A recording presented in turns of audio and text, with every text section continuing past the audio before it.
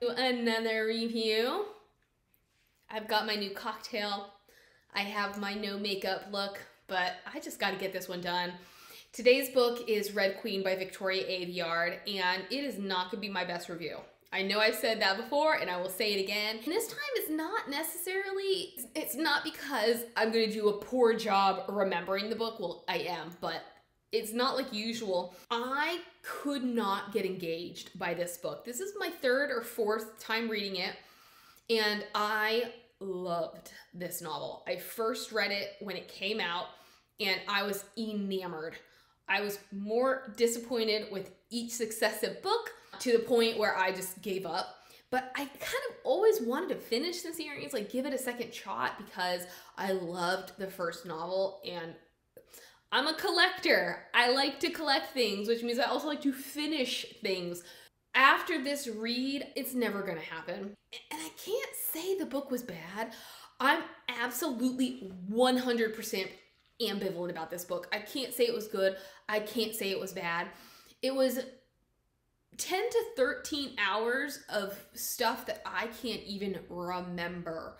All I could remember were the gist from my first reads, because it's probably been 7-ish years since I last read Red Queen. I just remember thinking that Aveyard started so strong. She had this great main character and this great story that she sort of forgot about with the rest of the series. So I remembered how the main character got to the situation she was in.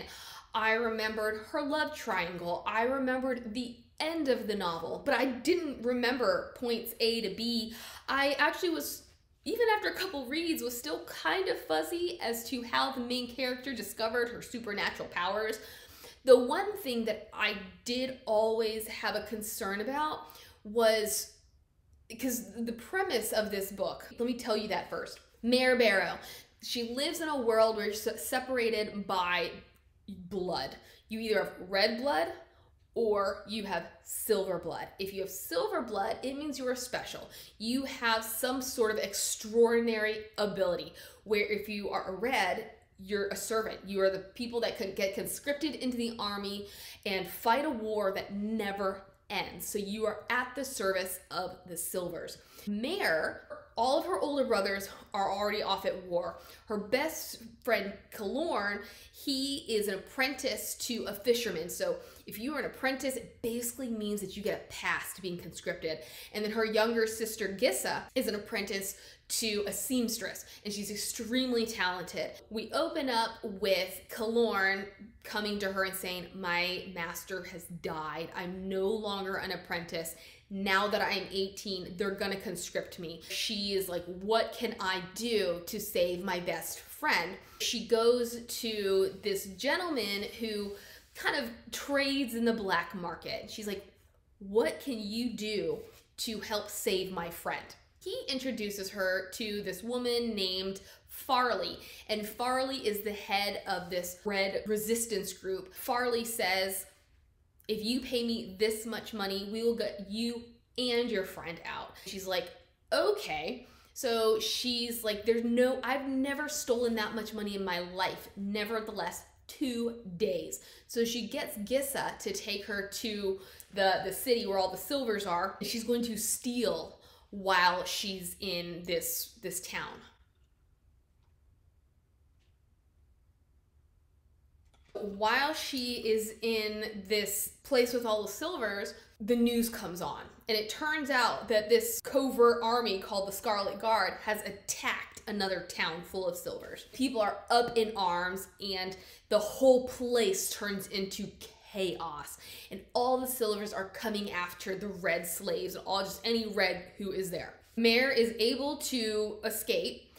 She meets back up with Gissa, and then on their way out, Gissa is like, you know, because Mare says, I wasn't able to get anything before the melee started.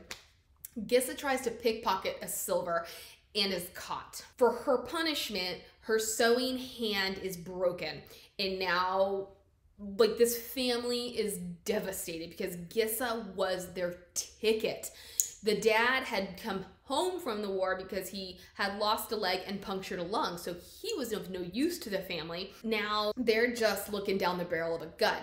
Mare goes to this bar of sorts, at least I think it is. I kind of tuned out. But she tries to rob somebody, and it turns out, and here's a spoiler, his name is Cal, and he is actually the crown prince of Norta. Before she knew who he was, she had spilled her guts to him. What he had done was he got her a job at the palace so that she couldn't be conscripted.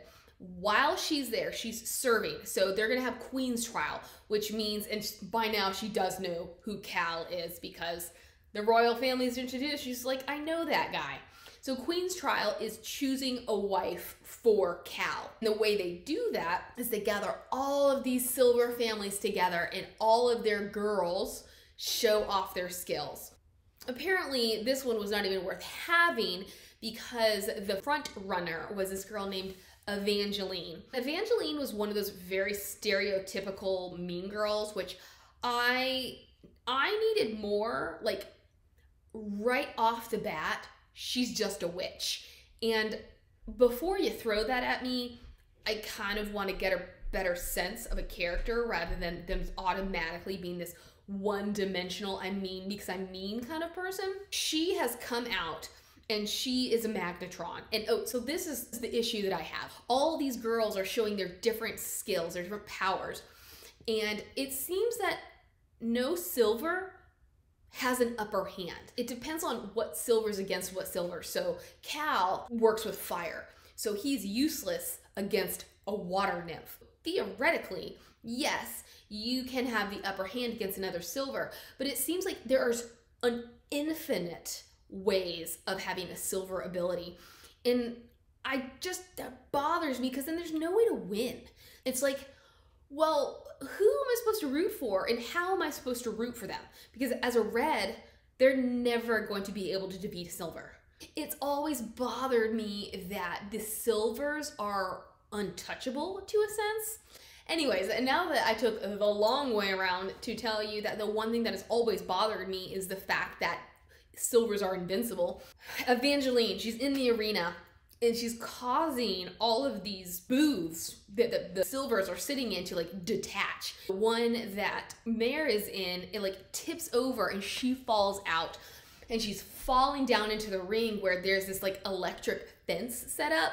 And so she's like, I'm going to die. She lands on it. And this is something that I missed every single time, but I caught it this time. This is how we figure out she has powers. Because my thought is like, she somehow levitates, but that's not her power. She hits this net, and even though it burns her clothes away, it doesn't do anything to her. And this is where she reveals that she has the power of electricity. That's cool.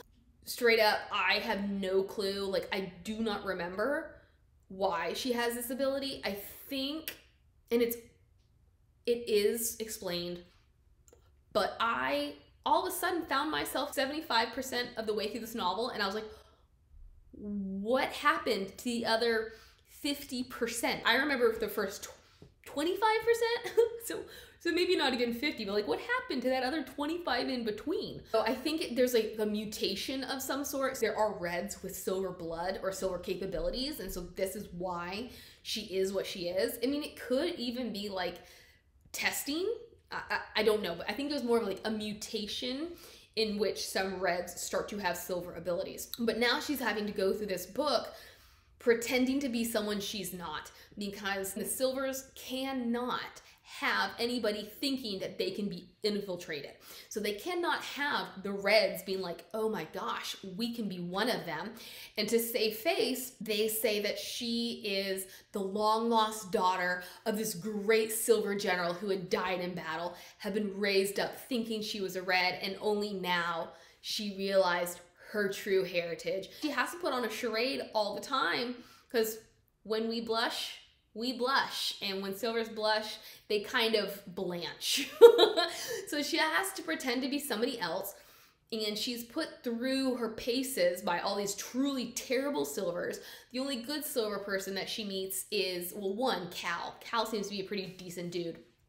But this guy named Julian, who turns out to be Cal's uncle, Cal's mother had quote unquote committed suicide, though some, including Julian, greatly doubt that. The king Tiberius had then married Maven, who is Cal's half-brother. He had married his mother. I think her name's Alana.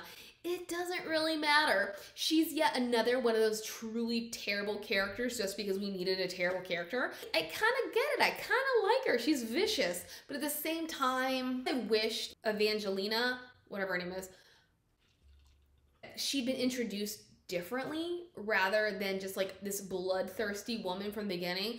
And not that I mind. I feel like I'm talking out of both sides of my mouth here.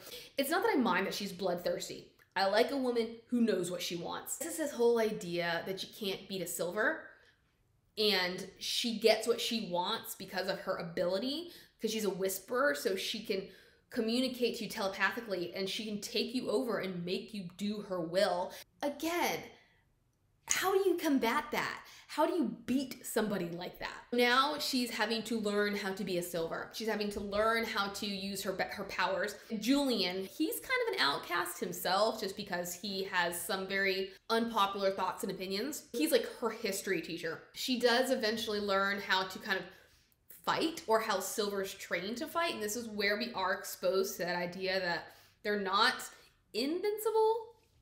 It's kind of knowing how to have the upper hand is what can cause them to defeat another silver. And I will say, like, Mare could be whiny, Mare could be boring, but Mare had spirit. She had gumption, and I loved how she would stand up for herself, because it was more a sense of, it's not that I can't do it, it's just right now I don't know how to do it. So I really enjoyed that she would take charge of a situation the best she could at that moment, because it gave me hope that she wasn't going to be a doormat. From this point where she gets her first taste of the battle arena and how the silvers learn to duel with each other, essentially, to, I don't remember which one happened first. I believe she and Cal have this moment because he's teaching her to dance, because now she's betrothed to Maven. Maven seems like the weak one of the two. Like, Cal was born to be the ruler, but Maven was born to rule, yet Cal was kind of the better of the two in terms of a lot of things, and he was definitely their dad's favorite. But she's forming this romance with Cal, even though he's betrothed to Evangelina, or Evangelina, whatever her name is. Then we are going to another palace, like the official palace in the capital, where she is now beginning to have feelings for Maven too in certain ways. And we find, so she eventually pledges her allegiance to the Scarlet Guard. Kalorn, despite her protest, has also pledged his allegiance. And then we learn that Maven is part of the Scarlet Guard. So we think Maven is our ally. They get to this other palace. The plan is to take down some of these important silver officials. I can't tell you the backstory of it. All I know is when I came to, Mare and Maven are having this discussion, and she's like, whose name did you give them? So he's like, here are all of these names. I had to give them names, so I just gave them some of these names.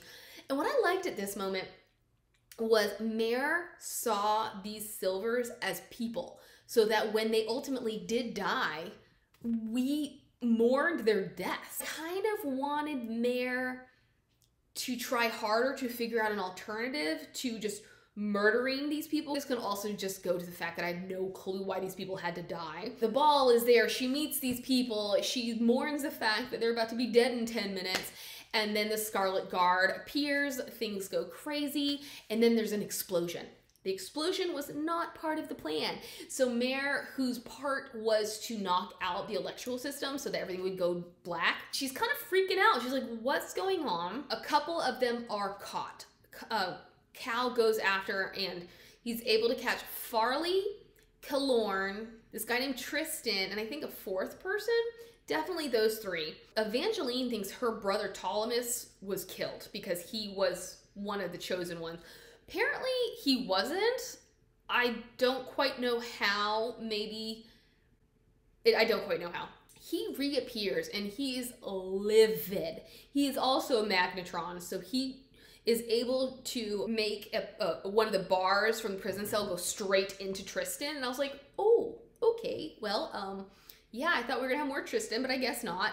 And then somehow the others are spared for some reason. They are able to escape somehow. And then I blinked out until we get to the end. What happened? And somehow Mare's affiliation with the Scarlet Guard has come to light. She believes, I think she believes that Killorn and Farley are both dead at this point. Now the king is coming after her and he's like, we stood up for you, we pretended for you, we did all these things for you, and this is how you repay us. Maven is like, well, actually, I'm part of the Scarlet Guard too. I don't actually remember what he says, but the ultimate revelation is that Maven's mother has been orchestrating this whole thing so that she can have the king killed. We do learn that Julian had a lover or a love interest of some sort who, when the first queen died, had her tongue cut out because she was saying things about the first queen's death that nobody wanted to listen to. This is me thinking, this wicked witch of the West has been vying for this crown all this time and probably had the first queen's death orchestrated as well. What she does is she forces Cal to behead his own father. And now Maven is going to be the king. They are going to have Cal, Mare, and at least her guard Lucas killed. Lucas, who, though I barely remembered him, I liked him. And it does seem like he is actually murdered. He's the first one. He goes in front of a firing range and they kill him. So then Mare and Cal are thrust into the arena and all their charges are put out there, and all this footage from throughout the time that she's been in the Silver Court is edited together to make it look like there's a case against them. There is this one guy, I can't remember his name, but he's essentially a dampener. He can take people's abilities away from them. He does this for Mare and Cal. I don't remember exactly what happened. Cal is able to have his back to a certain extent, maybe just to actually make it a challenge, but Mares are still stripped from her. I just kept thinking, wow, Mare, you are completely pointless. You are one of those stereotypical girls who just has to hide and cower because Aveyard has no purpose for you right now. Cal is fighting a losing battle. One of the Silvers comes after Mare. She is able to maneuver him into a position so that when he throws his weapon, she's able to duck and it kills the guy, dampening her powers. So now it's on like Donkey Kong and they are able to defeat everybody but Ptolemy, whatever his name is, and Evangeline. But I just say, and then on top of that, all the people who had been watching the spectacle, Maven had ushered them out, so they didn't even get to see the fact that Cal spared Ptolemy's life. I guess the Silvers, to some extent, they knew there was something off with Mare. At some point, Evangeline believed that Mare did not have any abilities, that somehow her abilities were manufactured. So now that she's fighting Mare, she realizes, oh no, these abilities are real and I'm gonna lose. So she hightails it out of there. And Mare just lets her go. I'm sure there was more to it. I mean, I was pretty much paying attention at this point because I actually was like, I'm just gonna just call it a day and say, I knew that they lived in the end and just be like, oh yeah, so they had to fight an arena and, you know, they won and now we're done. But I stuck it through and it was actually quite interesting. So, I mean, guys, based off of my first couple experiences with this book, feel free to read it. I could not get engaged this time and I do not have the energy or the time to re-engage. So I'm actually having to shuffle the order in which I was going to post my reviews because this book no longer belongs in February. As much as it pains me to say it, but I did have a surprising read, so it'll go into this slot and I'll just flip-flop them. Evangeline leaves. Cal is fighting Ptolemy, whoever he is, and he spares his life. And again, this is me realizing my Christian values of forgiveness obviously don't extend that far, because I'm like, just kill the dude. These people turned their back on you the moment they could. Yet, you who are bloodthirsty in so many ways are like, I'm just gonna spare this guy's life.